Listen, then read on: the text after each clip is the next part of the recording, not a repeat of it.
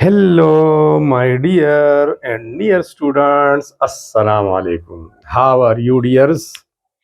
Students, आज हमारा topic है एनवायरमेंटल केमिस्ट्री का, जिसमें वाटर हम डिस्कस करते हैं। सबसे पहला टॉपिक है। असल में एनवायरमेंटल केमिस्ट्री को दो यूनिट्स या चैप्टर्स में डिवाइड किया गया है आसानी की खातिर।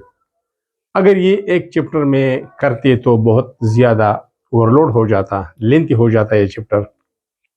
तो एक एनवायरमेंटल केमिस्ट्री 1 है जिसमें हम एटमॉस्फेयर डिस्कस करते हैं, और दूसरा एनवायरमेंटल केमिस्ट्री 2 जिसमें हम वाटर, पोल्यूशन वगैरह के बारे में बात करते हैं। बहरहाल आज का जो हमारा टॉपिक है एनवायरमेंटल केमिस्ट्री का, तो वो है वाटर। ये वाटर इस टॉपिक का नाम है, पूरी चैप्टर का भी नाम है, पूरी यूनिट का भी नाम है। तो सबसे पहले हम वाटर को इंट्रोड्यूस करते हैं कि आखिर वाटर है क्या, इसका बेसिक बैकग्राउंड, सराउंडिंग जो भी है उसके बेसिक्स के बारे में अब चलते हैं आगे। इंट्रोडक्शन, तारुफ। तारुफ में सबसे पहली बात, the chemical name of water is, the chemical name of water di hydrogen oxide. क्योंकि ये दो हाइड्रोजन और एक ऑक्सीजन से बना होता है, तो डाई हाइड्रोजन ऑक्साइड और सिंपल हाइड्रोजन ऑक्साइड भी बोलते हैं। डाई हाइड्रोजन मोनोऑक्साइड भी आप कह सकते हैं। इसके अलावा it's chemical formula is H2O। इसका कीमियाई फार्मूला H2O है, मतलब इसका कंपोजिशन है हाइड्रोजन एंड ऑक्सीजन। फिर हाइड्रोजन के दो एटम्स है, ऑक्सीजन का एक एटम है, लेकिन बनावट के लिहाज से ये दो एलिमेंट्स का बना है पानी, हाइड्रोजन और ऑक्सीजन से। इसके स्ट्रक्चर की तरफ आते हैं। स्ट्रक्चर का रिलेशन तो केमिकल बॉन्ड से है। बहरहाल it has a bend structure, झुका हुआ, और एंगुलर स्ट्रक्चर। इसमें एंगल 104.5 डिग्री होता है, तो बेंड स्ट्रक्चर है, एंगुलर स्ट्रक्चर है, और वी शेप स्ट्रक्चर है। वी शेप, अगर यहाँ पर हम शेप बना ले ये, तो इसका शेप कुछ इस तरह बनता है, ये वाला ये। तो यहाँ पर जो एंगल है ये है 104.5 डिग्री। आप जरा जूम करके देख सकते हैं ये वाला।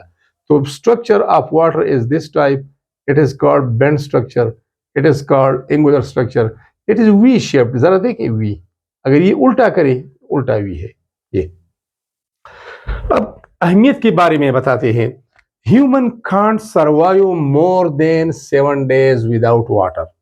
7 दिन तक तो हम पानी के बगैर रह सकते हैं, लेकिन वाटर एक बेहतरीन सॉल्वेंट है। ये ब्लड में भी है, ये प्लाज्मा में भी है, ऑल सेल्स में भी है, और ये स्किन में भी है। तो इसके बगैर तो जिंदगी मुमकिन नहीं है। बहरहाल 7 days तक हम रह सकते हैं, लेकिन human can't survive without water more than 7 days। ठीक है, अब आते हैं ह्यूमन बॉडी में इसका मिकदार कितना है। तो human body is composed of about 70% water. 70% इंसानी जिस्म का पानी पर मुश्तमिल है। इसके अलावा plants bodies contain 70 to 80% water. Plant bodies में भी 70 से 80% तक पानी। तो ये अंदाजा लगाए इसकी अहमियत का। इस तरह human blood plasma, human blood plasma, blood plasma में 92% पानी है, और उसमें फिर डिजॉल्व मिनरल्स भी है, सॉल्ट्स भी है, मुख्तलिफ रेड ब्लड सेल्स है, वाइट ब्लड सेल्स है, सब कुछ है। इसके अलावा एक और बात कि पानी कवर करता है, it cover earth surface up to 75%। 70 से 75% जमीन का हिस्सा पानी पर मुश्तमिल है। तो ये तकरीबन 2/3 बनता है, 1/3। एक निस्बत 3 हम कह सकते हैं कि 3 हिस्से पानी है और चौथा हिस्सा ये खुश्की है। इसके अलावा it has been estimated that the volume of water on the earth surface, earth surface पर, सतही जमीन पर, रोई जमीन पर पानी का मकदार, हुजम वॉल्यूम कितना है, अंदाजा लगाया गया है कि ये हुजम है 1.33 बिलियन, 10⁻⁹ बिलियन के बराबर होता है, बिलियन क्यूबिक किलोमीटर्स। इसको 10⁻⁹ से ज़रब दें और 3 डायरेक्शन में, लेंथ विड्थ हाइट में ये ले लें क्यूबिक किलोमीटर्स, तो इसका वॉल्यूम इतना है। स्टूडेंट्स, इसके बाद हम डिफरेंट रिजर्वायर्स की तरफ आते हैं। पानी किन किन अशकाल में, किन किन जखीरों में इस रोई ज़मीन पर मौजूद है, कहाँ कहाँ मौजूद है, उसके रिजर्वायर्स क्या है, उसके स्टोरेज सोर्सेज क्या है, कहाँ पर मौजूद है।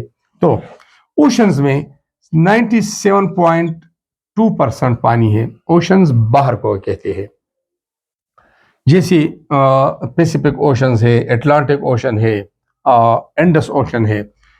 ये है glaciers, big mass of snows and ice caves और बर्फानी चोटियां। वो चोटियां, पहाड़ों की चोटियां जो बर्फ से ढकी होती है, उसमें कितनी परसेंट होती है? 2.1%। इस तरह अंडरग्राउंड वाटर, जेर जमीन जो ग्राउंड के अंडर है, नीचे है, 0.6%।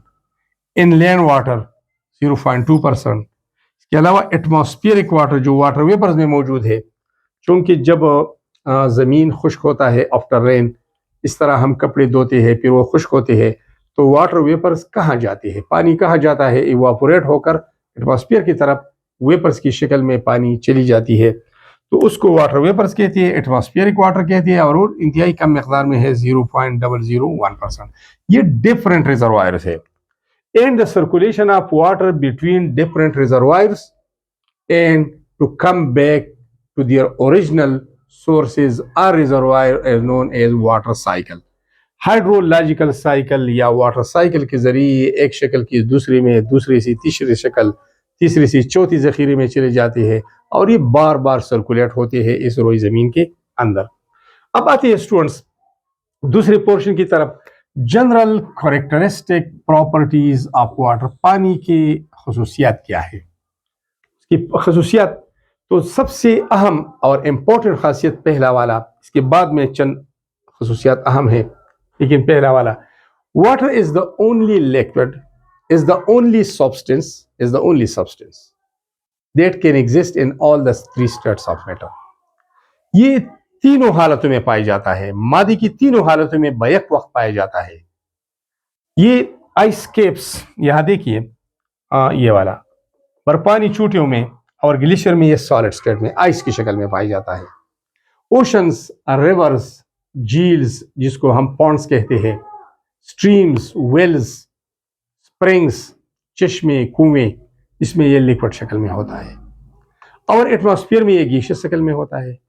तो it can exist in all the 3 states of matter at the same time. ये भी नोट कर ले, 0 डिग्री सी पर आइस भी है, 0 डिग्री सी पर पानी भी होता है, और 0 डिग्री सी पर वेपर्स भी होते हैं, अगरचे थोड़े होते हैं, इंतहाई कम होते हैं, लेकिन होते हैं। तो 0 डिग्री सी पर solid, liquid, gas, all the 3 states of water को exist, and this 0 degree C is known as the triple point of water. So in the solid state it is present in ice form, it can exist in liquid state जिसको हम पानी बोलते हैं, it can exist in gaseous state जिसको हम water vapors बोलते हैं। Point number 2, pure water is transparent। Pure की बात हो रही है, प्योर वाटर की हम बात कर रही है, गंदा पानी की नहीं, पोल्यूशन की बाद में बात करेंगे। प्योर वाटर ये ट्रांसपेरेंट होता है, शिफाफ होता है।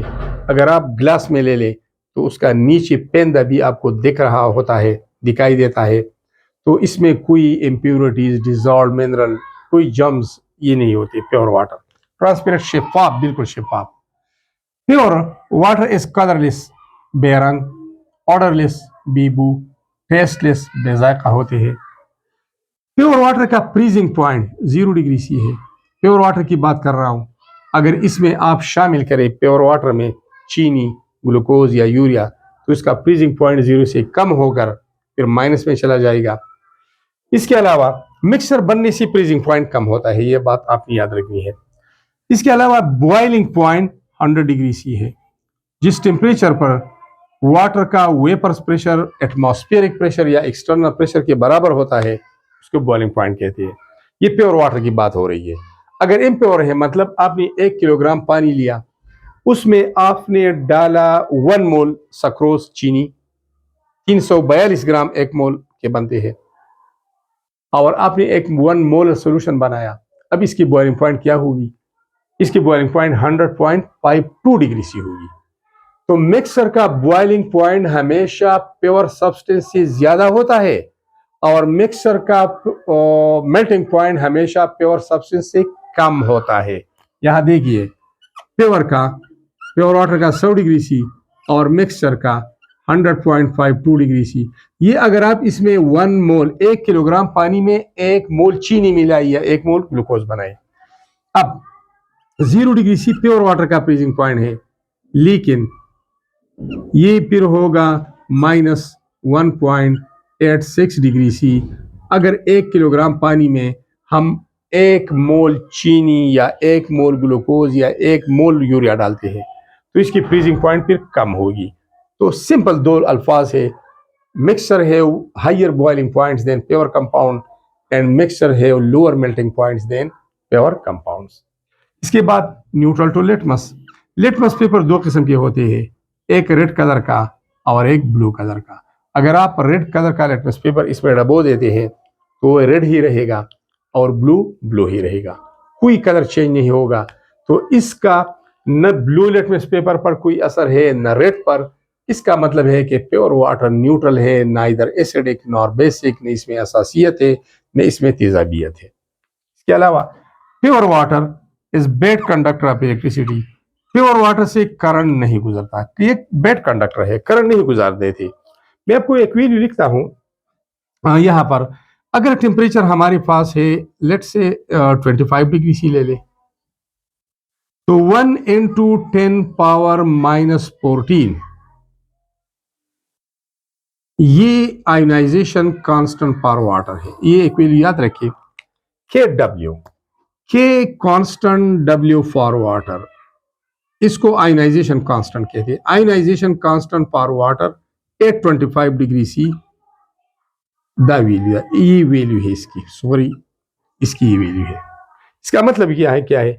इसका मतलब ये है 1/10⁻14 1 2 3 4 5 6 7 8 9 10 11 12 13 14। इसका मतलब ये है अगर हमारे पास टेम्परेचर 25 डिग्री सी है, इतने वाटर मॉलिक्यूल है, तो सिर्फ एक वाटर मॉलिक्यूल आयंस में तब्दील होता है।